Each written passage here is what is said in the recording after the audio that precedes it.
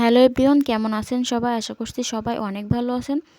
সবসময় মাছ মাংস খেতে খেতে যখন মুখে রুচি থাকে না, তখন কিন্তু ভর্তা বা পাতুরি দিয়ে ভাত খেতে অনেক ভালো লাগে, তাতে মুখে রুচিও ফিরে আসে।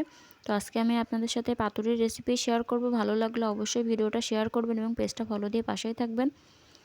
তো আমি এখানে পাতুরি বানানোর জন্য কাতলা মাছ নিয়েছি 2 পিস। তো পেটির পিসই নিয়েছি, আপনারা অন্য যে কোনো মাছ দিয়েও বানাতে পারেন।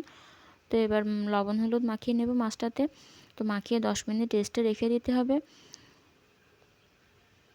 তো আমি এখানে চুলাতে কড়াই বসিয়ে কড়াইতে তেল দিয়েছি, দিয়ে এখন এখানে একটা বড় সাইজের পেঁয়াজ কেটে দিয়ে দিলাম, একটু বড় করে কেটেছি, আর দিয়ে দিলাম কয়েক কোয়া রসুন আর কয়েক টুকরো আদা দিয়ে দিলাম।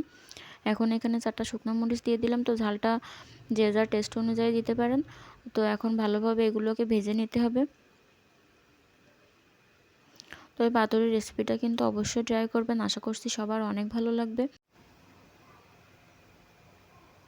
তো এখন হালকা বাদামি কালার করে আমি ভেজে নিয়েছি, দেখুন। তো ভেজে ঠান্ডা করে তারপরে আমি ব্লেন্ডারে ব্লেন্ড করে নেব। তো যদি চান এখানে শিলেও বেটে নিতে পারেন। তো এখন মাছের গায়ে মশলাগুলো ভালোভাবে মাখিয়ে নিতে হবে। তো মাখিয়ে আরও 10 মিনিট রেখে দেবো, তাতে মাছের ভেতরে মশলাগুলো ভালোভাবে ঢুকতে পারবে।